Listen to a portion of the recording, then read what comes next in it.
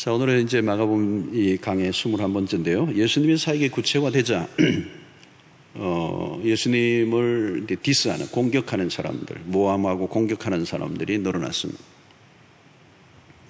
자, 그런데 흥미로운 것은 또 반대자들도 늘어났지만 예수님을 추종하고 따르는 사람들도 늘어났어요. 예.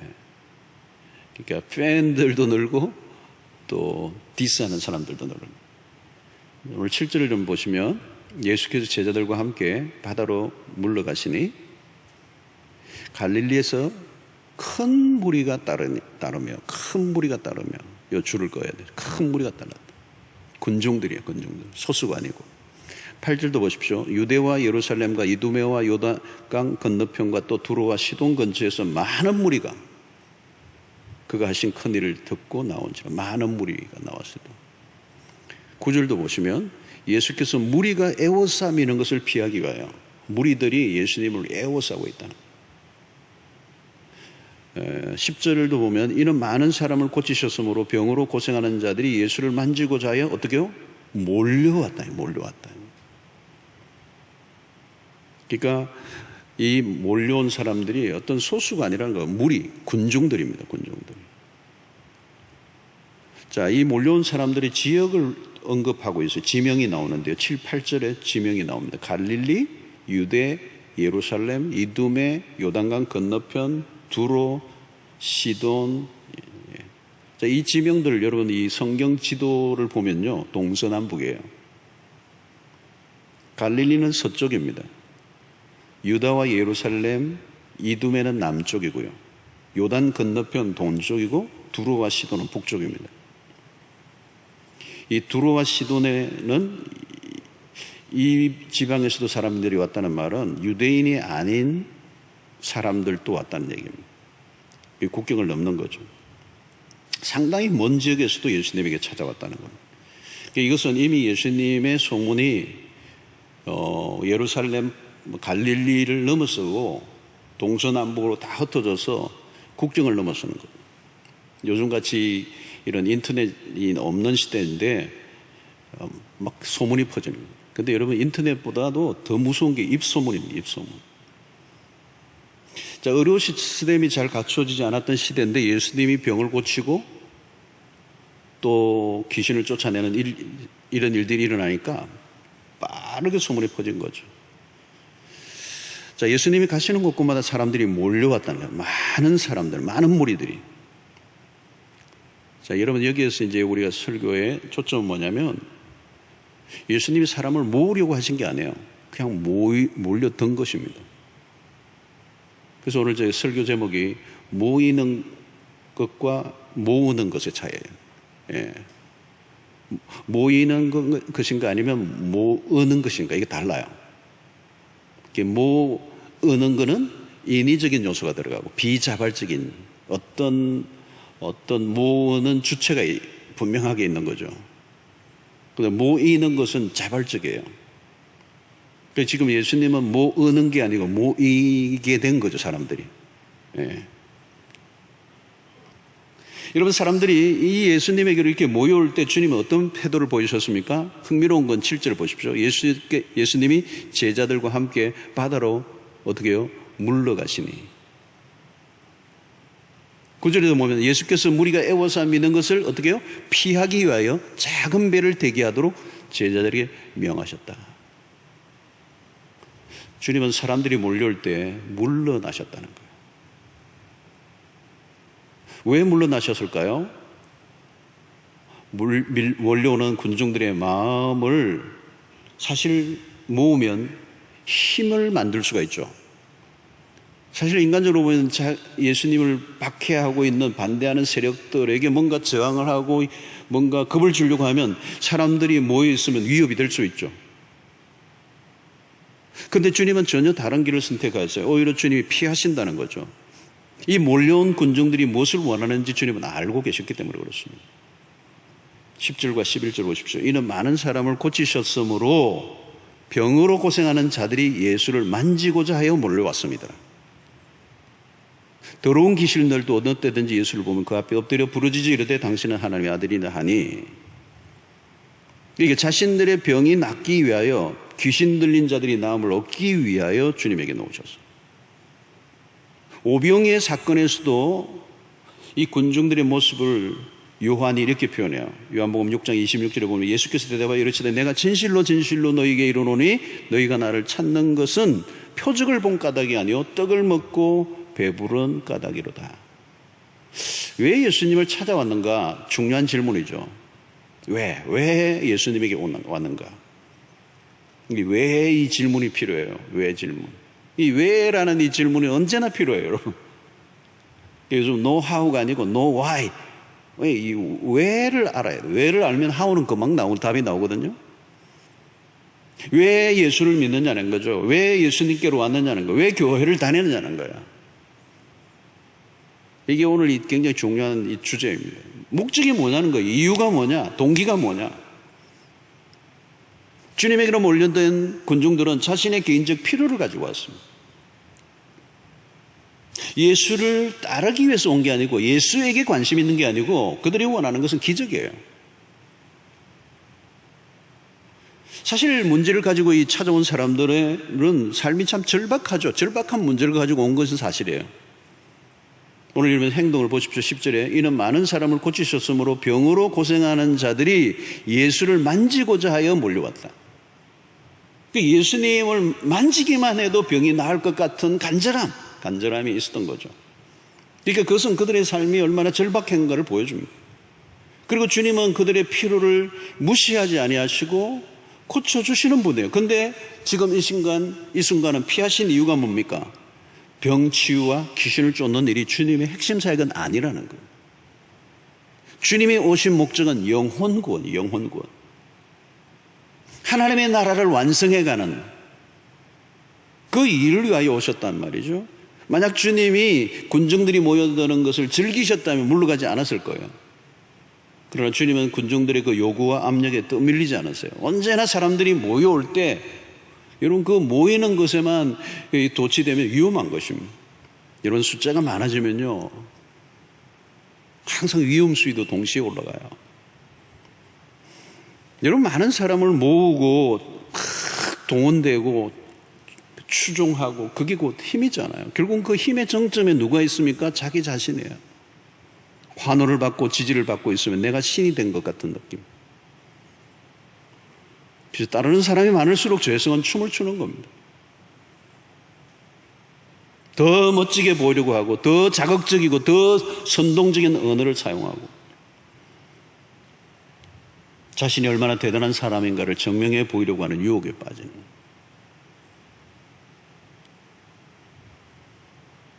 자기를 주목하게 만들려는 누를 범하는 거. 그러면 자꾸 헛소리를 하게 되는 거예요.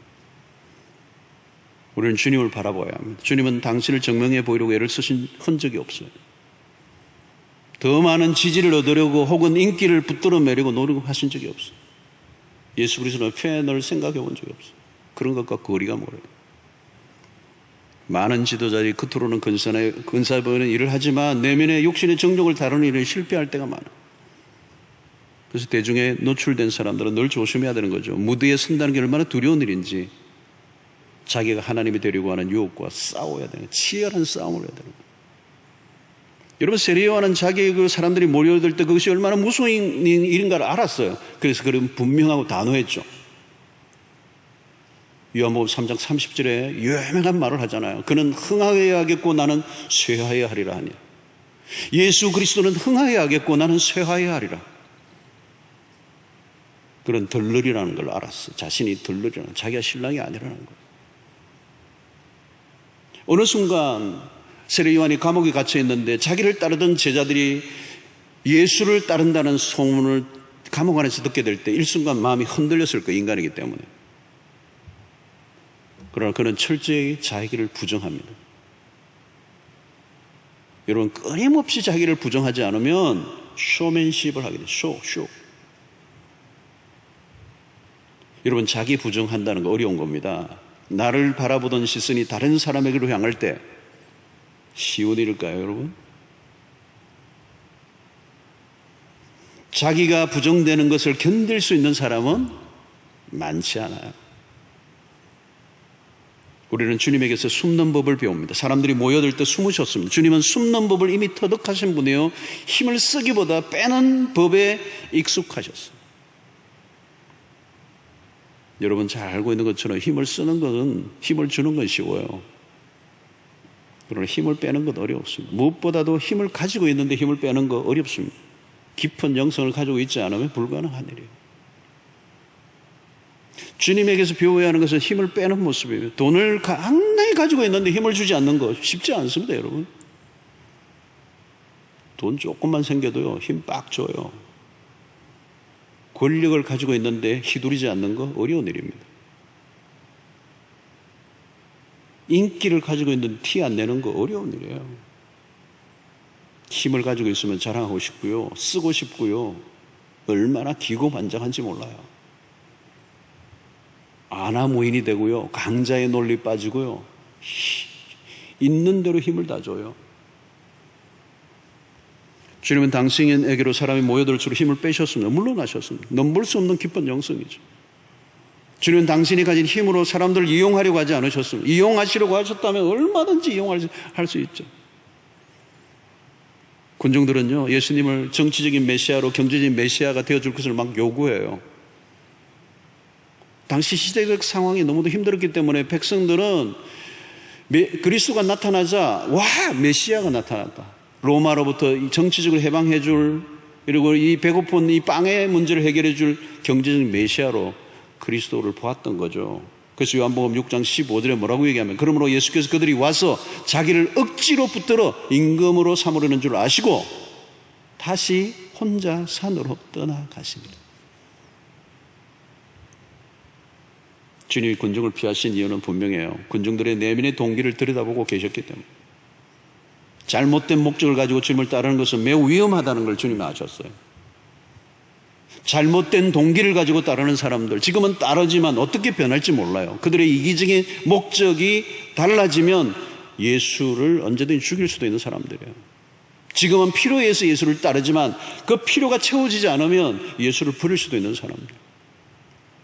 자기의 목적을 가지고 따를 때 예수를 우상으로 삼았지만 그 우상이 또 다른 우상으로 바뀔 수 있는 거죠. 그래서 예수님은 그것을 다 알고 계셨어요. 그들이 추종하는 대상을 절대화하고 우상화시키는. 여러분, 우상이 뭡니까? 허구잖아요, 허구. 내가 욕망하는 것을 거기에 투사하여 스스로 믿으려고 하는 거예요.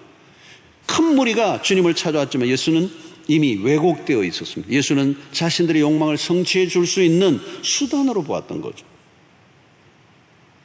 오늘도 보십시오. 사람들이 예수를 믿는다고 하는데요, 다 각각이에요. 진짜 성경이 말씀하는 예수인가?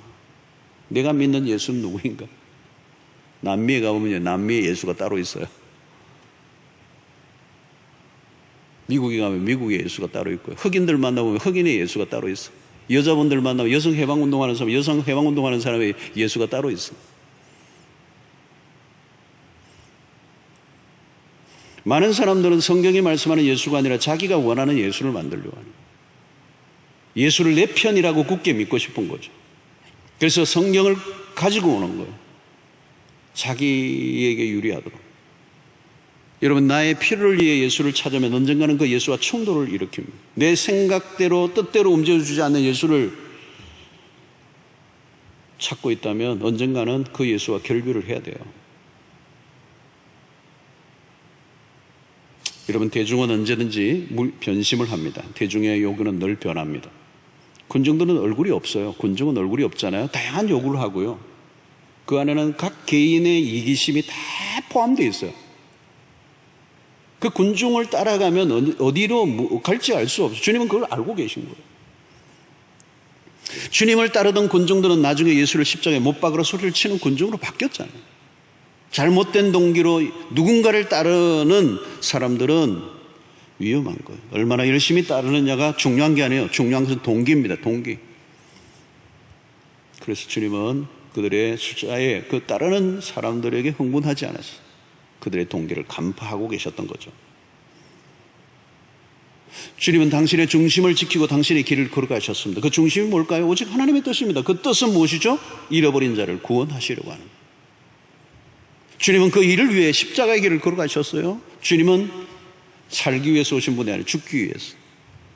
당신이 오신 목적이 무엇인지를 분명히 알고 계셨던 거죠. 그래서 마가는 마가복음의 핵심적인 구절을 10장 45절에서 우리에게 뚜렷하게 가르쳐주고 있어요.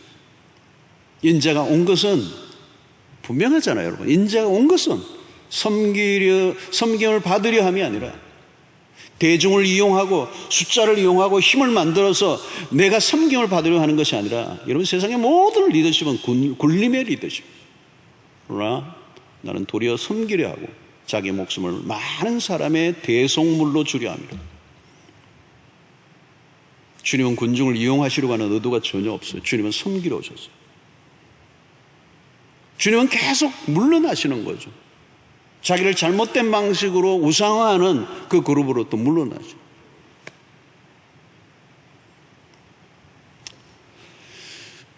여러분, 우리는 언제나 그리스도를 바라보아야 합니다. 그리스도는 우리의 최고의 모델이십니다. 그리스도를 따라가면 실패가 없어요. 우리는 그리스도보다 더 탁월한 모델은 우리는 발견한 적이 없어요. 오늘 리더의 자리에 있다면, 누군가 사람들을 이끌고 있다면 사람들을 모으려고 하지 말고 내가 그리스도를 온전히 따르는 자로 살아가면 되는 거죠.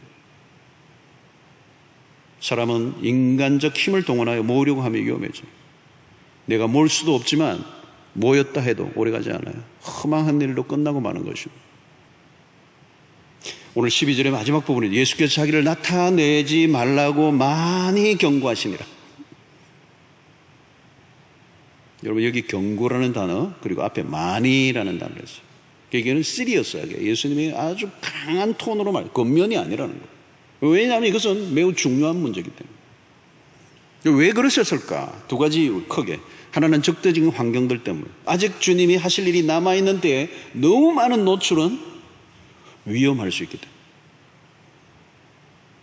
아직 때가 아니라는 거죠. 주님의 급박한 부상은 당시 종교 지도자들이나 권력자들에게는 반가운 일이 아니에요. 주님은 때를 따라 움직이셨습니다.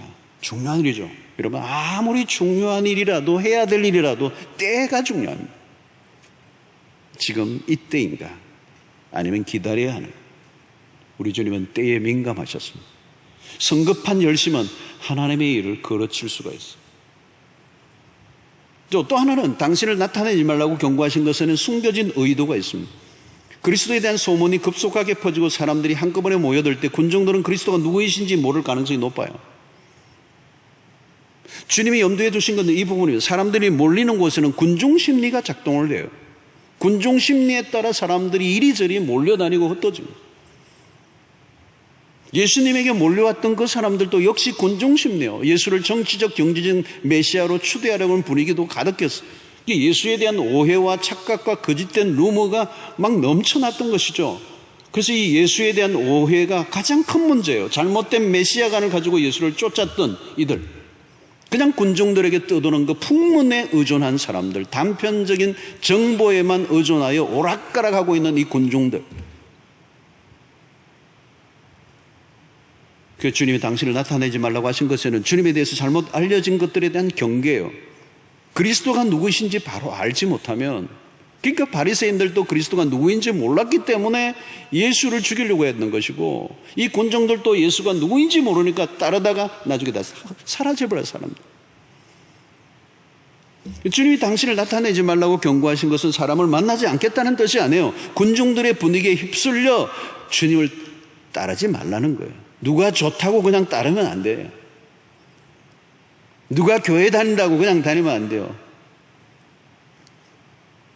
주님은 물러나셨음에도 불구하고 조용히, 군중에 의해서가 아니라 조용히 주님을 진정으로 찾는 자를 기다리시는 분. 여러분, 여기에서는 구도자적인 태도가 중요해요. 구도자란 진지한 겁니다. 흥분하면 안 돼요. 누가 부추긴다고 따라가면 안 돼요. 진리는 수의 문제와 전혀 다른 차원입니다. 주님을 만나는 일은 1대1의 대면입니다. 요즘 대면, 비대면 말을 많이 하는데 하나님과 비대면 교인들이 많아요. 주님과의 관계는 은밀한 사건을 통하여 1대1로 퍼스널하게 1대1로 인격적으로 일어납니다. 주님은 군중을 원하시지 않으셨습니다. 숫자에 들뜬 적이 없습니다. 주님은 진실로 당신을 간절히 찾는 한 영혼에 관심이 많으세요. 그래서 언제나 하나님과의 만남은 1대1의 대면이어야 합니다. 수의 논리 빠지잖아요. 오늘날 더 그렇습니다. 좀 더 진지한 접근이 필요해요. 요즘 코로나 때문에 전도가 어려워졌어요. 교회로 사람들을 데리고 오는 건 쉽지 않습니다, 여러분. 코로나로 인한 상황이 어려워지지만, 예민해진 시대지만, 그렇다고 세상이 복음이 필요하지 않게 된 것인가요? 아니죠. 요즘 보니까요, 사람들이 다 공허해 있어요. 공허해. 막 삶이 공허해. 다 스탑. 멈췄어요. 뭐 어떤 것도 계획하기 어려워졌어요. 삶의 질이 현저하게 떨어졌어요. 그리고 인간의 한계를 처절하게 인식하며 살게 돼요. 여러분, 이런 때에 사람들에게는 어떤 때보다도 영적인 갈망이 있어요. 사람들이 필요한 것은 이런 빵의 문제가 아닙니다. 사람들은 진리가 필요한 것이죠. 세상에 필요한 것은 복음입니다. 복음이 뭐예요, 여러분? 예수 그리스도입니다. 예수로 정직하게 소개해 주면 사람들은 반응하게 돼 있어요. 교회는 나중에 데려와도 돼요, 여러분. 정말 그가 예수 그리스도를 만나고 예수 그리스도가 누구신지 알게 되면 그 다음은 자연스럽게 그리스도가 그를 이끌어 주실 거예요. 그리스도는 아름다운 분이시거든요. 그리스도보다 더 매력적인 분은 없어요. 그리스도보다 더 탁월하신 분은 없어요. 그리스도는 길이요 진리요 생명이신 유일하신 분이시거든요. 혹시 여러분들이 길을 잃으신 분이 계십니까? 삶이 혼란에 빠져 있습니까? 위기를 맞고 있습니까? 요즘 교회를 다니지만 교회 안에 적응하지 못하는 사람도 많아요. 교회를 다니는 것을 힘들어하는 사람들이 늘어나고 있어요. 여러 가지 요인이 있겠지만 그 중에 하나는 그리스도를 놓쳤기 때문에. 교회를 다니고 조직 안에 참여하고 사람들과의 관계를 맺고 활동을 하고 문화적인 경험을 했지만 예수 그리스도가 누구이신지, 그리스도를 따르지 않고 사람을 따라. 우리는 무엇을 해야 하는 것 이전에 그리스도가 누구이신지를 먼저 확인해요. 그리스도를 따라가는. 그리스도를 따르기만 하면 실패가 없습니다. 여러분, 누구를 따르고 있습니까? 왜 교회를 다니십니까? 무엇 때문에? 왜 예수를 믿게 되었습니까? 오늘 우리는 이 본문 안에서 예수님은 그 거대한 무리들이 예수님을 따라왔지만 예수님은 그들을 피하셨어요. 물러나셨어요. 그 군중의 흑우, 그들의 니들을 쫓고 예수를 찾아왔지만 예수 자신의 관심이 있는 게 아니라 그들의 현실의 문제 그리고 기적을 원했던 것들. 그들은 또 다른 기적과 또 다른 현실의 필요에 쫓겨 오락가락하는 군중들. 거기에 예수님은 현혹당하지 않으셨어요. 오히려 물러나시고 조용히 그 주님을 참으로 찾는 자들을 기다리시는 중. 오늘 우리는 그 질문을 하는 거죠. 나는 예수를 따르는 사람인가? 아니면 군중의 한 사람인가? 주님은 참으로 당신이 필요한 영혼을 위하여 당신의 모든 것을 바치신 분이십니다. 오늘도 우리의 신앙생활 속에서 우리의 관심과 초점은 오직 예수 그리스도가 되어야 할 줄로 믿습니다. 그분을 따라가십시오. 그분은 우리의 전부이십니다. 그분은 우리의 삶의 해답이 되십니다. 그분은 우리의 삶의 모든 근원이 되십니다. 그 주님을 온전히 알아가고 그분을 따라가는 신실한 그리스도의 사람들이 되시기를 주의 이름으로 축원합니다.